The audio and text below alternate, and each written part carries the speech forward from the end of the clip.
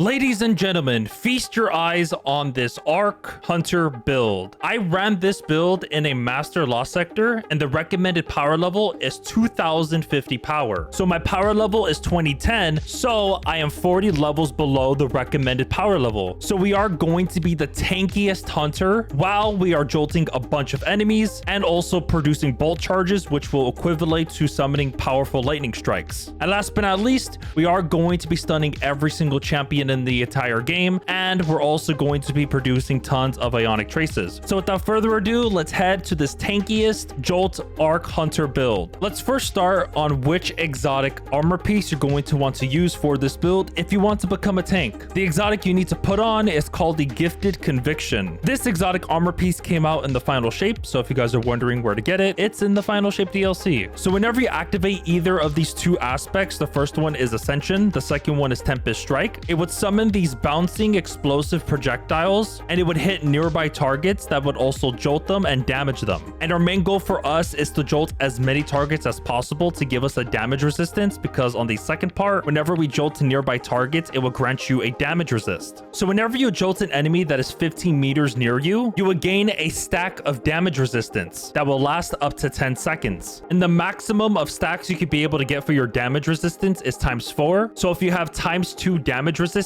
it would give you 25% damage reduction. If you have ×3, it will give you plus 45% damage reduction. And if you have ×4, it would give you plus 50% damage reduction. And we are going to be stacking this with two other things. The first one is Resilience, that would give you a flat 30% damage reduction if you have tier 10 Resilience. And the second one is on your Fragment, which is called Spark of Resistance. This one will give you a plus 25% damage reduction whenever you're surrounded by enemies. So in total, if you were to activate your Fragment, have tier 10 Resilience, and have ×4 Gifted Conviction, you are going to be getting 105% damage reduction. So back onto the Gifted Conviction. So if you want to get ×2 resistance, you're going to need to jolt one enemy and be sure you're near them. And if you want to get ×3, you're going to need to jolt 2 targets. And if you want to get ×4 damage resist, you're going to need to jolt 3 targets. And again, be sure to be near them as you're jolting them in order for you to get that damage resistance. So in this build, we are using two main sources for us to jolt as many targets as possible. One, when using Ascension, and two, when using the exotic fusion rifle, Delicate Tomb. We'll get onto that later. But for now, let's head to the Arc Strider Hunter subclass. For your super, you can choose any super you like, but for me, I like to go for Gathering Storm just for an additional way to jolt targets, and also the super deals tons of damage to single target enemies. But if you are in the need of producing more bolt charges, you can go with Arc Staff, but in order for you to produce the bolt charge, you would have to deflect projectiles whenever you block from the Arc Staff, but in most cases, you're not really going to do that, so just go with Gathering Storm for an additional damage resist. And this also stuns Overload champions because their main weaknesses when it comes to Arc is Jolt if you want to stun them. And in this build, we are going to be doing a lot of jolting. Let's head to the abilities. For your class ability, you're gonna have to go for Gambler's Dodge because Bungie changed the class ability when it comes to the Ascension aspect. So back in the day, for Ascension, if you were to activate it, it wouldn't really activate your class ability. So in this case, it's Gambler's Dodge, so it wouldn't refund your melee. But now it actually does. So if you were to be near an enemy and activate Ascension, while we have Gambler's Dodge, if you don't know what it does, whenever you dodge near an enemy, it will give your melee back. So whenever you activate Ascension and you're near an enemy, it would basically give you your melee back. So the gameplay that you're going to want to use for this build is that you're going to want to activate the Tempest Strike first. Once your melee is gone, then you're going to want to activate the Ascension near an enemy to give your melee back. And then once you have your melee again, activate your melee and rinse and repeat. So it's melee, dodge, melee. But I'm getting ahead of myself. Let me continue through the abilities. So this is a melee and class ability build, so that's why I chose to go for Gambler's Dodge, just to give me my melee back. But if you guys don't like that, it does work with Marksman Dodge if you care about your reloading, but in this build don't really matter. But it works with every class ability in the game when it comes to the Ascension aspect. Let's head to the Arc melee. The melee you're going to want to put is Combination Blow, just because of the base cooldown, which is 40 seconds compared to the other melee, which is 1 minute and 22 seconds. I wanted to tie it to the base cooldown because I really wanted to get my melee faster, even though we are using Gambler's Dodge to give our melee back, but still. So there is going to come a time where you're not going to have your melee or your dodge back. So by having that cooldown, it would really help you out, get your melee back. But in this build, we're not going to be using Combination Blow. we're going to be using Tempest Strike. So basically, if you want to activate Tempest Strike, you would need to slide and activate your charge melee, kind of like Consecration and Lightning Surge, and it would unleash an uppercut that will attack the enemy, and it would create this arc wave in front of you, and it would also jolt them. And if you were to defeat jolted targets, it will grant a stack of bolt charge. So in this build, we are going to be jolting a bunch of targets, so we are going to be getting a lot of bolt charges. And whenever we collect bolt charges, it would give you melee energy as well. But once you have times 10 bolt charges, that's the maximum stacks you can hold. And if you were to use your ability, it will unleash a devastating lightning strike on that target. The damage is kind of like an equivalent to an ignition for solar. So basically, run, slide, and jolt everything in front of you with your arc melee, which is the Tempest Strike. Last but not least, on the abilities for your arc grenade, you're gonna have to go for Flashbang Grenade just to stun unstoppable champions, because in this build, we are technically using a fusion rifle, which is the Delicate Tomb, but in the seasonal artifacts, if you were to put Unstoppable Fusion, it doesn't really give you Unstoppable Fusion, so that's why I wanted to put Flashbang Grenade. So this is the first way to stun unstoppable champions. And might as well we're talking about that, the second option to stun unstoppable champions is Spark of Beacons. While you are amplified, your arc, special, or heavy ammo weapon final blows will create a blinding explosion. So one, make sure you're amplified, and we are going to be getting amplified because of this seasonal artifact called Flashover. Whenever we get maximum stacks of bolt charge, you're also amplified, and also your lightning bolts deal more damage. So be sure an enemy is right beside the unstoppable champion, and again, make sure you're amplified. Once you kill that little enemy next to the unstoppable, that little enemy will emit a blinding explosion, which will stun the unstop.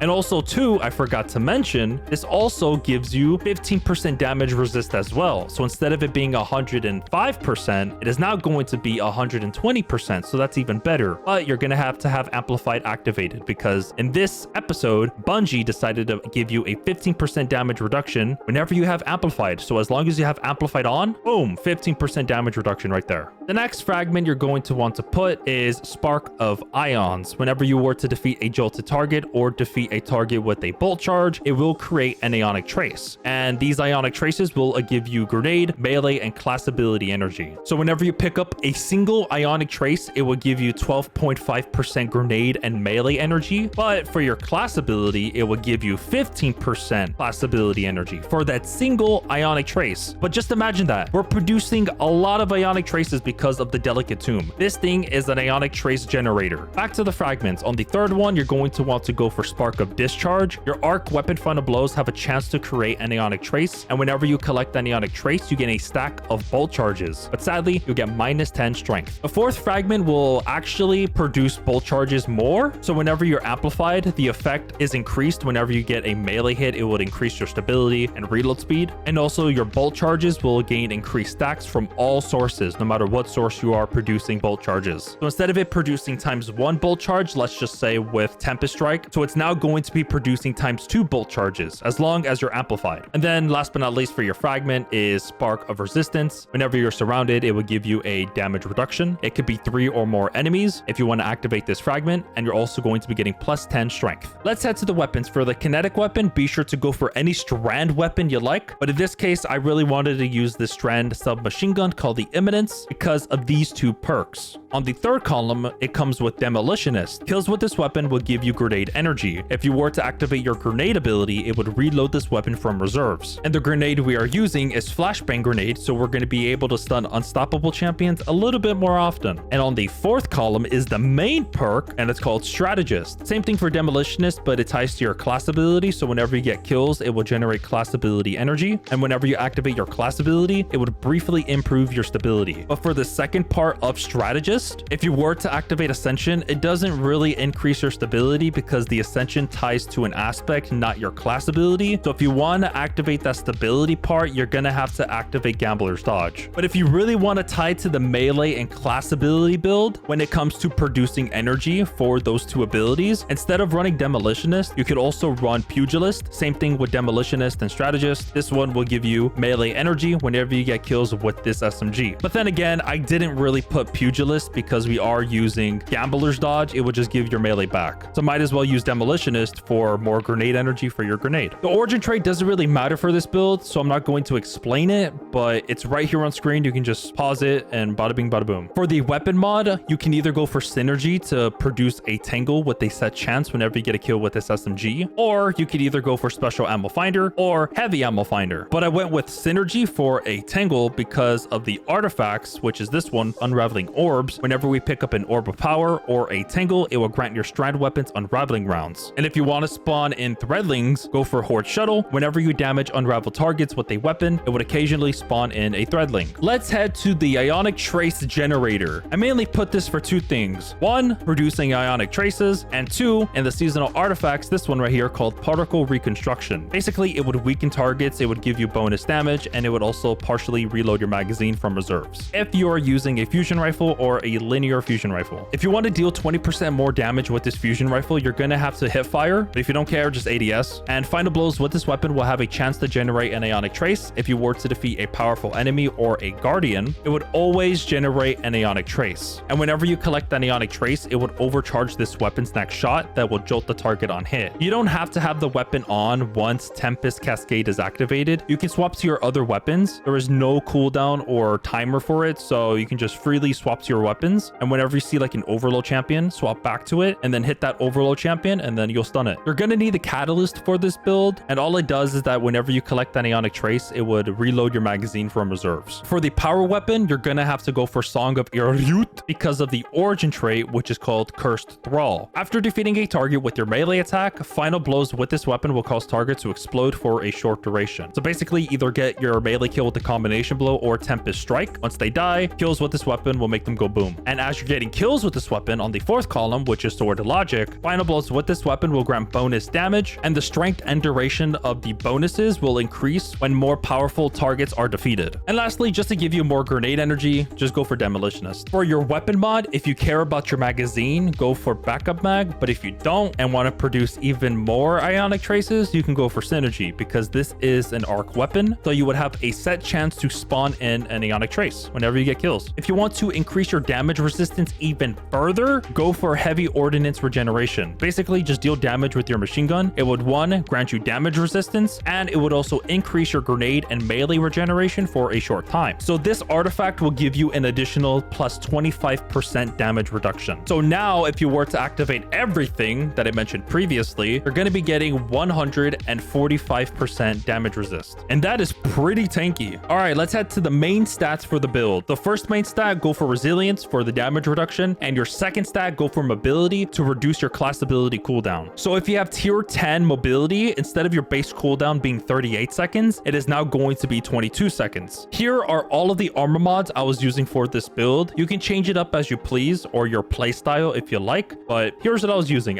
It's mainly tying to your class ability because I'm running utility kickstart. It would consume all of your armor charges and it would convert that into class ability energy. And whenever we pick up ionic traces, we would have a chance to accumulate armor charges. If you guys did enjoy this Arc Hunter tank build and you would like to see more in the near future, I would greatly appreciate it if you hit that like and sub button. If you guys would like to hang out with me or need help in Destiny 2, I stream over on Twitch or Kick. I'll see you guys there.